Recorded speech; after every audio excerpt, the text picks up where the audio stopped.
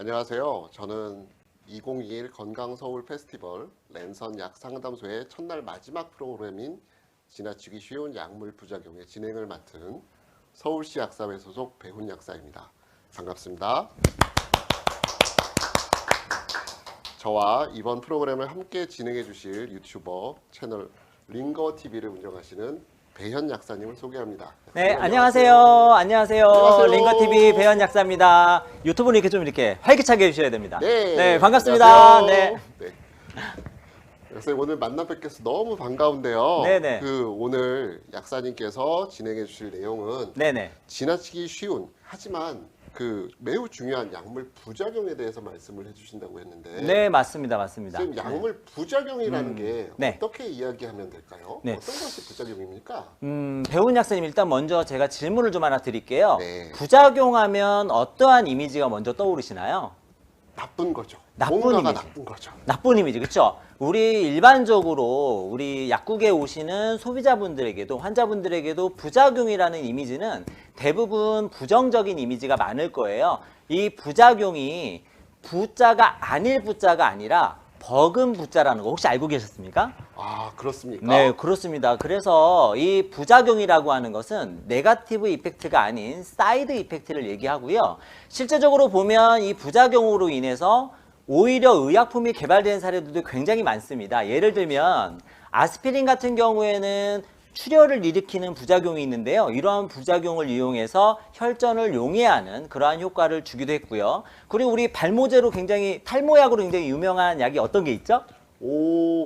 피라스테라이드 종류를 말씀하시는 건가요? 네, 맞습니다. 우리가 프로페시아라고 하는 약은 전립선 비대증에서부터 출발하는 이러한 약인데 이걸 먹고 나서 털이 많이 나는 이러한 작용을 우리가 알고 나서는 탈모 치료제로 사용하게 된 거죠. 뿐만 아니라 머리에 이렇게 뿌리는 발모약도 있어요. 미녹시딜이라고 하는 제제도 역시 심장약에서부터 출발한 제제들입니다.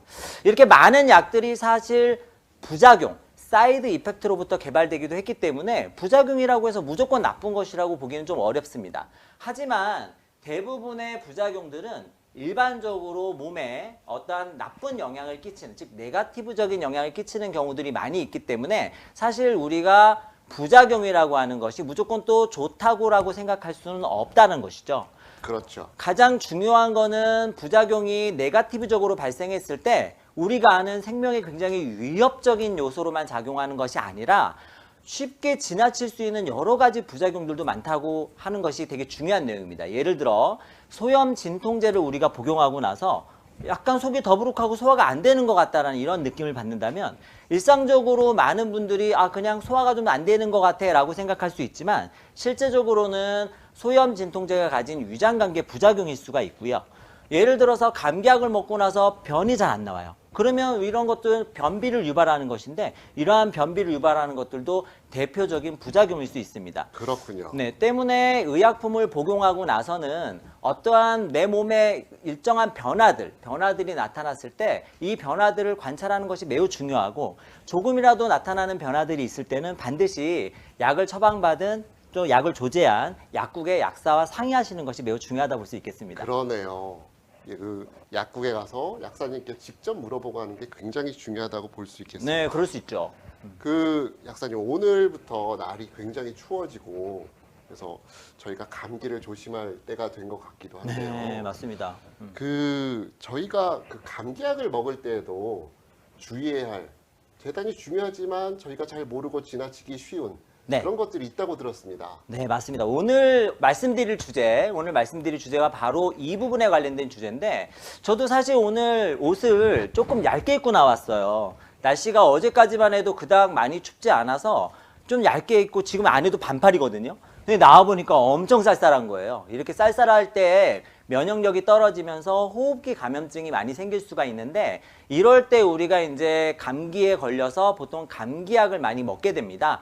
이렇게 감기약을 먹게 될 때는 항콜린 부작용이라는 부작용이 생길 수가 있어요. 이거는 사이드 이펙트보다는 네거티브 이펙트에 가까운 그런 효능이라고 볼 수가 있고요. 이러한 항콜린 부작용이 우리 몸에 끼치는 영향이 굉장히 크기 때문에 잘 알아두시고 매우 조심해야 될 필요성이 있다고 봅니다. 그러네요. 항콜린 그게 교감신경, 부교감신경 이쪽에 관계된 건가요? 네, 맞습니다. 항콜린 부작용 이렇게 하면 조금 어렵게 느끼실 수 있는 우리 시청자분들을 위해서 조금 더 간단하게 설명을 해드리면 우리 몸은 자율신경이라고 하는 신경계가 존재합니다. 이 신경계는 실제적으로 내 마음대로 움직일 수 있는 신경계가 아닌 신경계인데요. 이 신경계는 교감신경과 부교감신경으로 크게 나뉘어지고 교감신경은 우리가 주로 스트레스를 받았거나 또는 긴장을 한다거나 어떠한 싸움을 한다거나 뭐 이럴 때 많이 작용하는 신경계이고 부교감신경계는 음식을 먹는다거나 휴식을 취한다거나 할 때 많이 작용하는 신경계라고 볼 수가 있습니다. 즉 항콜린 부작용이라고 하는 것은 이 부교감신경이 잘 작동하지 못하도록 만드는 부작용이기 때문에 우리 몸에 끼치는 영향이 굉장히 크다고 볼 수가 있겠습니다. 그러니까 우리 몸을 구성하고 우리 몸을 조절하는 두 가지 큰 줄기의 신경계 쪽에 한쪽을 약물이 저해하거나 해서 그렇습니다. 생기는 부작용으로 말씀하시는 네네네, 거군요. 맞습니다. 네. 대표적으로 그런 부작용에는 저희가 어떤 것들을 알고 지나가야 될까요? 우리 인체의 이 부교감신경, 즉 자율신경이라고 하는 것은 머리끝부터 발끝까지 작용하지 않는 곳이 없기 때문에 제가 위에서부터 아래까지 차근차근 좀 설명을 해드리도록 하겠습니다. 일단 먼저 눈에 부교감신경의 작용이 억제가 된다면 눈동자가 이렇게 커지는 산동이라고 하는 증상이 생길 수가 있습니다. 즉 눈부심이나 시야가 갑자기 잘 보여지지 않는 이러한 증상들이 생길 수가 있고요. 그리고 분비가 잘 되지 않음으로 인해서 눈물샘의 분비가 원활해지지 않으면 눈에 건조증이 생길 수도 있습니다. 코 쪽으로 내려와 보면 우리가 이러한 감기약들은 대부분 이 분비물을 억제하는 효과가 있는데요. 때문에 점막을 마르게 하고 건조하게 하기 때문에 코 안에 있는 점막도 건조하게 만들 수가 있고 입 안에 있는 점막도 건조하게 만들 수가 있어요. 어르신들 같은 경우에는 그렇지 않아도 입마름이 되게 불편한 증상일 수 있는데 이러한 약물로 그러니까 항콜린 작용이 나타나게 되면 입마름이 더 심해질 수 있는 거죠. 뿐만 아니라 땀 분비를 억제해서 땀샘이 전체적으로 잘 원활하게 작동하지 않도록 만들 수도 있습니다. 조금만 아래로 내려가 보죠. 우리가 심장 쪽으로도 작용할 수 있는데요. 심장 쪽에 이 항콜린 작용이 나타나게 되면 가슴이 두근거리는 증상이 생긴다거나 또는 답답한 증상들이 생길 수가 있습니다. 한 군데만 더 밑으로 내려가서 위장으로 가보죠. 위장으로 가게 되면 소화운동을 억제한다거나 소화액 분비에 작용하게 돼서 소화불량을 나타내게 할 수 있고 그리고 장 쪽으로 내려가게 되면 변비를 유발할 수도 있습니다. 뿐만 아니라 방광 쪽의 기능에도 매우 크게 작용할 수가 있는데 소변이 잘 나가지 않도록 만들어버리는 그런 작용이 있을 수가 있어요. 그래서 방광 기능이 예민하신 분들이라거나 전립선 쪽에 있는 분들도 굉장히 크게 조심하셔야 되는 것들이 바로 이 항콜린 부작용입니다. 항콜린 부작용 중에서 굉장히 요즘에 많이 이슈화되고 있는 거를 꼭 말씀드리고 싶은 부분이 있는데 뭐냐면 바로 머리 쪽에 작용하는 것입니다. 이 뇌세포에 작용을 해서 기억력이라든지 이러한 것에 항콜린 작용이 나타나게 되면 자꾸 이제 기억력이 감퇴가 된다거나 집중력이 떨어진다거나 이러한 증상들이 생길 수 있기 때문에 머리부터 발끝까지 이 항콜린 부작용은 사실 작용하지 않는 곳이 없다. 이렇게 생각하셔도 뭐 틀린 말이 아닐 거예요. 그렇군요. 감기약을 먹을 때도 정말 생각해야 될 것이 많은데요. 감기약 이외에도 이런 항콜린 작용을 나타내는 약물들이 있는 걸로 알고 있습니다. 네, 맞습니다. 어떤 것들이 있을까요? 일단 항콜린 작용을 하는 여러 가지 약물들이 있습니다. 대표적으로 나타나는 것들은 우리 멀미약 키 밑에 많이 알고 계실 거예요. 이렇게 붙이는 멀미약이 있는데 이 멀미약의 가장 대표적인 성분이 스코폴라민이라고 하는 성분입니다. 이 성분이 역시 항콜린 부작용이 굉장히 강한 약이기 때문에 요즘에는 소화용 키미테가 아예 전문의약품으로 바뀌어서 일반 의약품이 아닌 그래서 소비자가 그냥 선택해서 살 수 있는 약이 아닌 걸로 바뀌기도 했습니다. 뿐만 아니라 복통에 사용하는 진경제의 경우에도 항콜린 부작용이 있을 수가 있고 소변 쪽에 작용하는 디트로판이라는 제제들 모두 항콜린 작용이 있을 수가 있습니다. 그뿐만이 아닙니다. 우리가 알레르기 증상에 사용하는 여러 가지 약물들도 역시 항콜린 부작용이 있는데요. 우리가 콧물, 재채기, 뭐 이런 두드러기 같은 알레르기에 사용하는 세트리진, 뭐 쉬운 상품명으로 말씀드리면 지르텍 같은 제제들이 바로 이러한 항콜린 부작용이 있고요. 뿐만 아니라 저녁에 이제 잠이 잘 안 와서 사용하는 일반 의약품도 있습니다. 이러한 그 수면 유도제, 비습관성 수면 유도제의 경우에 독시라민이라는 성분이 들어있는데 이 성분 자체도 역시 항콜린 부작용이 있습니다. 약사님, 두드러기 같은 거 이렇게 나는 경우에 먹는 약 혹시 알고 계시나요? 알레르기약이라 그러면 보통 하루에 한 번 먹는 그 지르텍 계열이 있지 않나요? 네, 지르텍 계열도 있지만 뿐만 아니라 우리가 여러 번 먹는 가려움증을 많이 가라앉히는 여러 번 먹는 약도 있잖아요. 네, 그렇죠. 그러니까 그 코감기약으로 대표되는 네, 그런 약들, 맞아요. 항히스타민제라고 네, 하죠. 맞습니다. 그러한 약물도 역시 항콜린 부작용이 있습니다. 뿐만 아니라 기관지 쪽에 기관지를 확장해서 기침을 덜 나오게 하는 기관지 확장제 같은 뭐 이러한 벤토린이라든지 이러한 성분들 또는 혈관을 수축시켜서 코막힘을 완화시켜주는 슈다패드 같은 성분들 뿐만 아니라 식욕을 억제하는 그래서 흥분작용을 해서 식욕을 억제하는 식욕 억제제 같은 펜터민 같은 제제, 내가 기분이 많이 우울하고 처져 있어서 기분을 약간 업시켜주는 항우울제, 이러한 약물들도 모두 항콜린 부작용이 있기 때문에 항콜린 부작용은 어찌 보면 굉장히 많은 약물에서 나타나는 부작용이라고 볼 수가 있겠습니다. 그러네요. 앞으로는 감기약을 먹을 때도 꼭 약사님께 물어보고 네. 그리고 주의사항을 반드시 듣고 네. 먹어야 되겠습니다. 맞습니다. 우리가 이제 항콜린 부작용을 약사님 같이 이렇게 쭉 얘기하고 있잖아요. 네. 근데 이 항콜린 부작용을 얘기하면서 사실 제가 많이 중점을 두는 부분들이 있습니다. 일반적으로 아주 건강하신 분들이라면 사실은 항콜린 부작용이 크게 좌우 안 될 수도 있어요. 내가 뭐 감기약을 먹었는데 지금 말씀드린 모든 증상들이 나타나는 경우는 거의 드물 겁니다. 일반적으로 입 마른 증상이나 또는 약간의 변비 또는 약간의 잠이 안 오는 증상 등 이러한 증상들은 나타날 수 있다 하더라도 지금 말씀드리는 머리부터 발끝까지 네. 무지막지한 증상들이 나타나는 경우는 거의 없을 거예요. 그런데 사실 우리가 중점을 둬야 되는 부분은 뭐냐면 항콜린 부작용에 취약하신 분들입니다. 그렇죠. 대부분 노인의 경우에 굉장히 취약할 수 있어요. 그런데 우리가 호흡기 같은 약물들은 대부분 어르신들이 많이 드시잖아요. 젊은 애기들하고 어린 애기들하고 그렇죠. 어르신들이 많이 드시게 되는데 이러한 어르신들이 다른 약물도 많이 드시고 계신데 이 항콜린을 유발하는 약물까지 더 드신다면 항콜린 부작용이 훨씬 더 심하게 유발될 가능성이 매우 높다라는 거. 어르신들 같은 경우에는 우리가 요즘에 가장 걱정하는 게 암 1번이고 네. 두 번째가 치매래요. 그렇습니다. 근데 이렇게 어르신들이 걱정하시는 이 나쁜 질환 중에 하나를 사실은 이러한 항콜린성 약물들이 유발할 수 있다면 사실 되도록이면 항콜린 작용이 덜한 제제들로 선택해서 드시는 게 매우 중요하다 이렇게 볼 수 있겠고요. 그리고 뿐만 아니라 안과성 질환을 가지고 있는 뭐 녹내장이라든지 이런 안과성 질환을 가지고 계신 분들은 항콜린 작용에 아주 직격탄을 맞을 수가 있습니다. 그렇죠. 심장질환이라든지 심혈관계 질환을 가지고 계신 분들이나 또는 대사성 질환을 가지고 계신 분들도 마찬가지라고 볼 수가 있겠고 방광 기능이 취약하신 전립선 비대증 환자라든지 또는 과민성 방광 기능 환자들은 역시 항콜린 부작용에 매우 취약할 수 있어요. 때문에 내 몸에 어떠한 건강적 문제가 있다거나 또는 어떤 약물에 많이 민감하신 경우라면 더더군다나 약사와 반드시 상의를 하셔서 선택을 하시는 것이 이런 호흡기 관련된 약이라도 약사와 상의를 하셔서 선택하는 것이 가장 안전하게 약물을 쓸 수 있는 방법이 아닐까 이렇게 좀 감히 말씀드리고 싶습니다. 그러네요.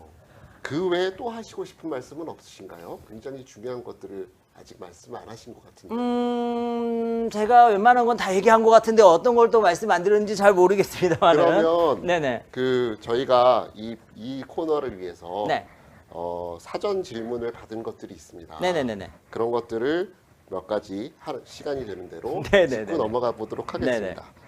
첫 번째 것은 처음에 저희가 지나치기 쉬운 약물 부작용이라 그러니까 매우 많은 분들이 이걸 생각하셨나 봐요. 네네네.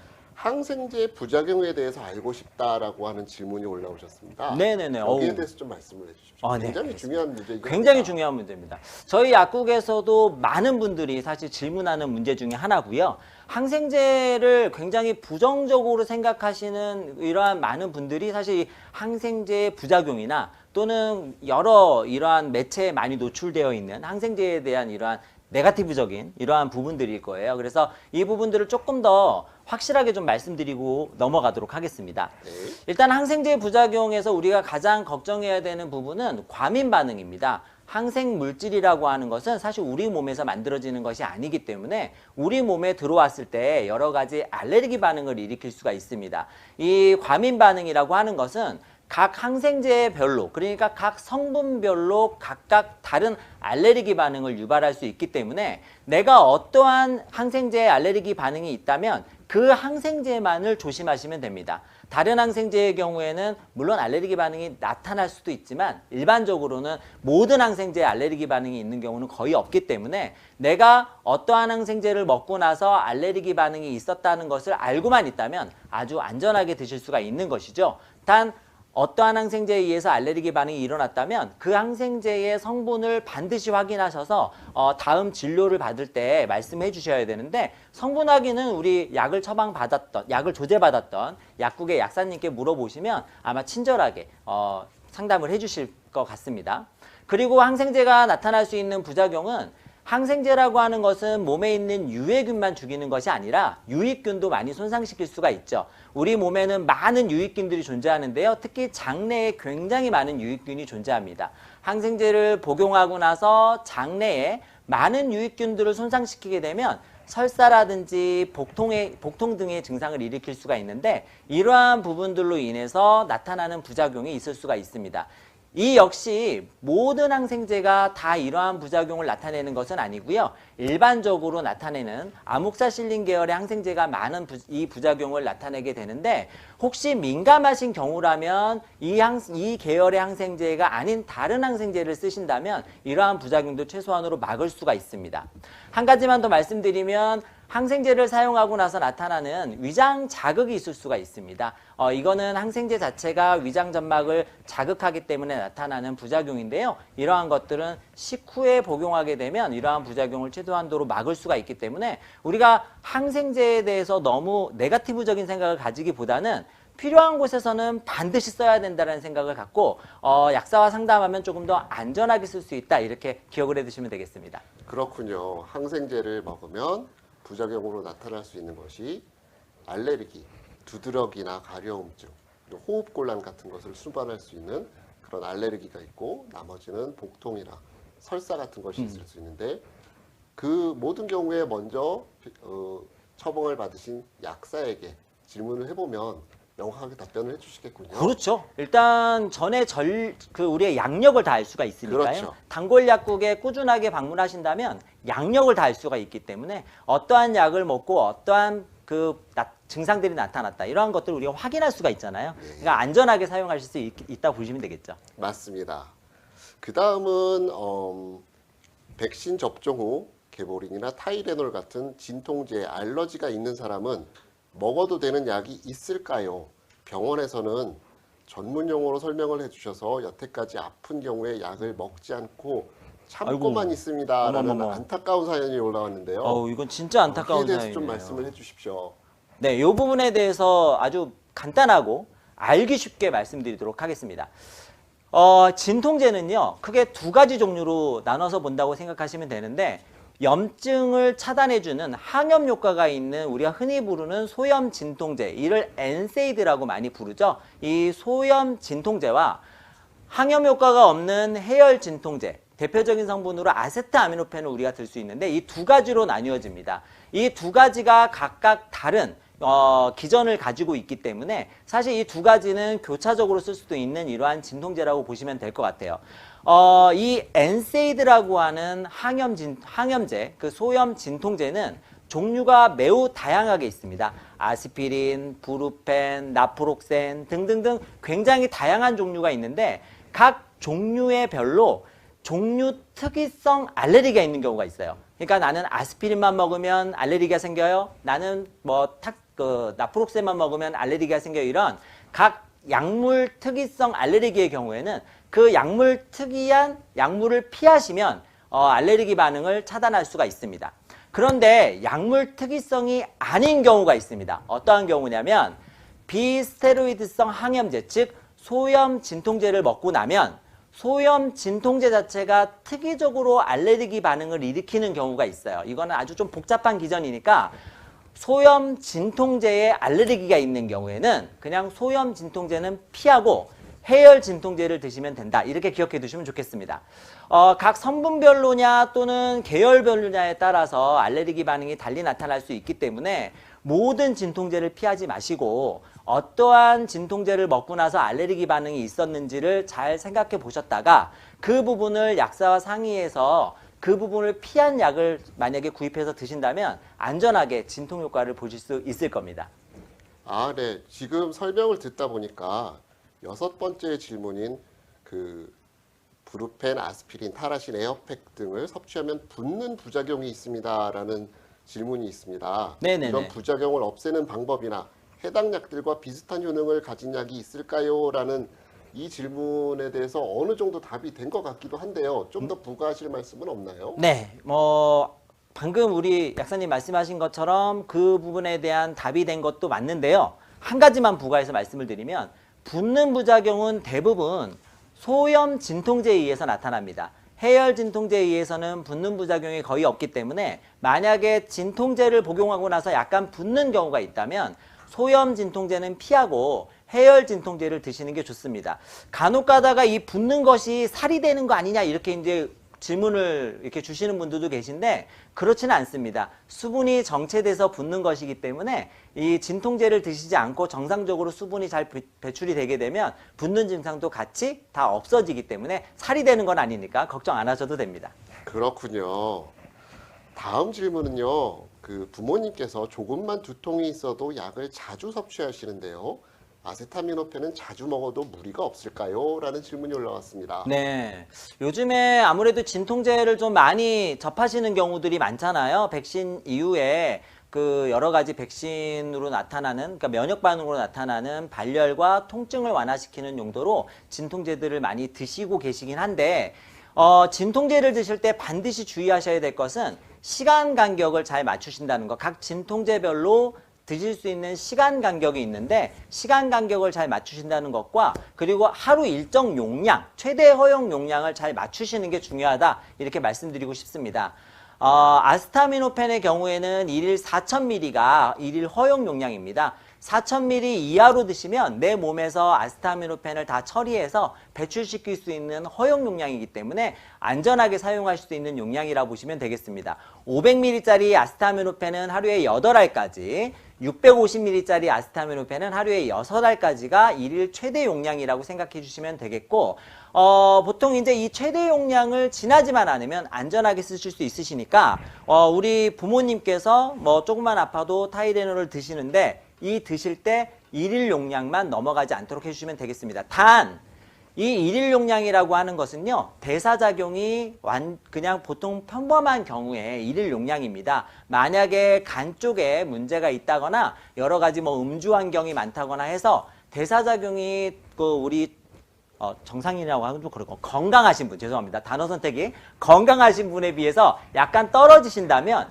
이때는 당연히 일일 허용 용량보다 적은 용량을 드셔야 안전하게 드실 수 있습니다. 때문에 이러한 부분들도 약을 선택하거나 드실 때 약사와 상의해서 드시면 좋을 것 같아요. 맞습니다. 때때로 보면 그 음주 후에 타이레놀을 찾으시는 분들이 있는데 네. 그런 분들은 타이레놀을 먼저 찾으시지 말고 증상을 약사님께 먼저 물어보시는 게 더 좋을 듯 하네요. 네, 맞습니다.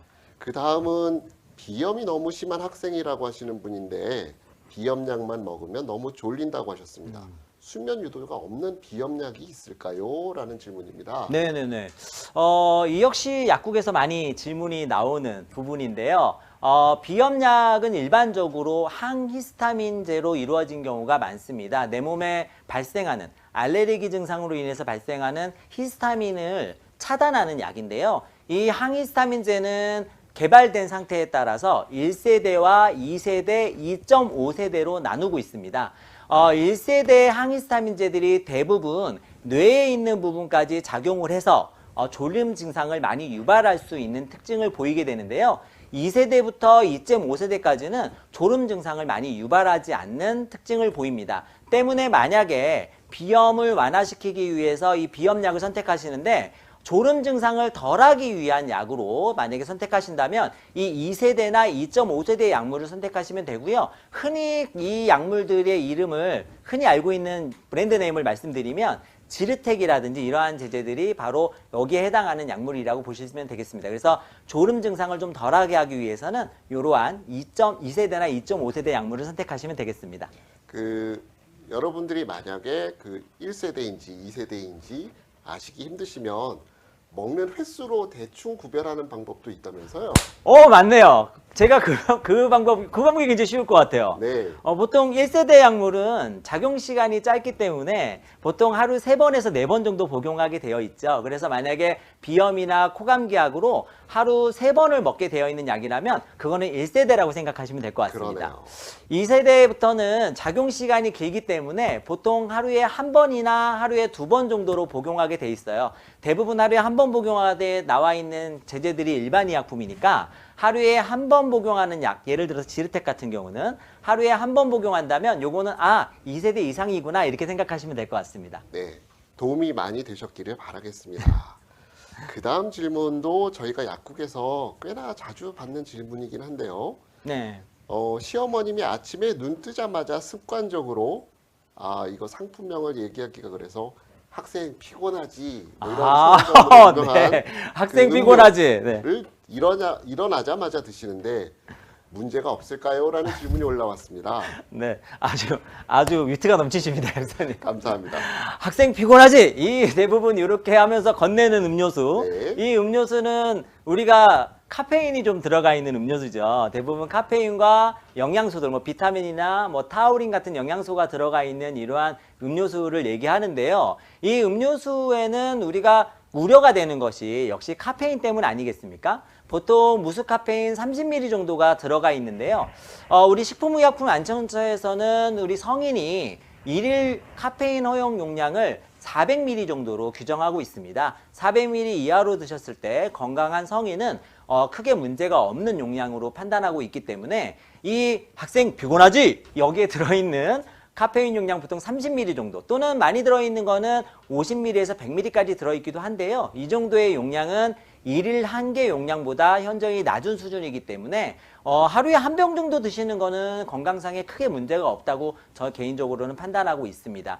우리가 여러분들 흔히 드시는 아메리카노에 들어있는 카페인 용량이 100ml 정도 돼요, 평균. 그렇기 때문에 사실 30ml는 그렇게 높은 용량은 아니라고 볼 수가 있겠죠. 네, 그렇군요. 커피 한 잔이라고 생각하시면 그렇게 무리는 없겠습니다. 네, 그럴 것 같습니다. 네. 네. 네. 죄송합니다. 물론 카페인에 민감하신 분이라든지 또는 심혈관 질환이 있으신 분이라든지 또는 방광 기능에 민감도가 높으신 분이라든지 하는 경우에는 카페인의 허용치는 현저히 낮아질 수 있기 때문에 이러한 경우에는 카페인이 들어있지 않은 다른 건강 음료를 드시는 것이 더 좋을 수도 있을 것 같습니다. 그렇죠. 네. 자, 저 벌써 30분이라는 시간이 거의 다 되었는데요. 벌써 다 지나갔나요? 그렇습니다. 어머, 정말 시간 빨리 지나가는데요. 후딱 가는 것 같습니다. 오늘의 소감 한 말씀 부탁드리겠습니다. 네, 일단 이렇게 유튜브 영상으로 우리 시청자 여러분들과 직접 이렇게 건강에 대한 얘기를 할 수 있다라는 거, 이러한 장이 열릴 수 있다는 것이 너무나 좋은 것 같습니다. 사실 우리가 이러한 미디어를 이용해서 만나지 않으면 만날 수 없는 분들까지도, 오프라인에서는 만날 수 없는 분들까지도 이 온라인을 통해서 만날 수 있기 때문에 건강에 대한 얘기들을 이렇게 쭉 같이 나눌 수 있었다는 게 너무 뿌듯하고 좋았고요. 이러한 자리를 만들어주신 서울시 약사에서 다시 한번 좀 감사 말씀을 좀 드리고, 앞으로도 이러한 자리가 계속 좀 지속적으로 있었으면 좋겠다는 생각을 좀 해봤습니다. 네, 오늘 나와주신 배현 약사님 정말 감사합니다. 네, 감사합니다. 네. 네, 약은 그 자체로도 유익성과 유해성을 동시에 갖고 있기 때문에 약을 조제하거나 구입할 때 약사와 직접 대면해서 설명을 듣고 상담하는 일은 매우 중요합니다. 간편하게 처방약의 이름과 효능이 인쇄된 약봉투를 받기도 하지만 중요한 사항을 다시 한번 강조해서 알려드리기도 하고, 일반 의약품도 약의 올바른 사용에 관해서 훨씬 더 정확하고 개개인의 차이에 따른 정보와 부작용들에 대해서 약사들은 알려드릴 수 있습니다. 그러니 반드시 이렇게 명찰을 달고 계시는 약사님들과 상담하시기를 바라고요. 여러분이 약국에 들어가셨을 때 눈에 띄기 쉬운 곳에 걸려있는 약사 면허증도 다시 한번 확인하시기 바랍니다. 이상 랜선 약 상담소 첫 번째 날을 종료하겠습니다.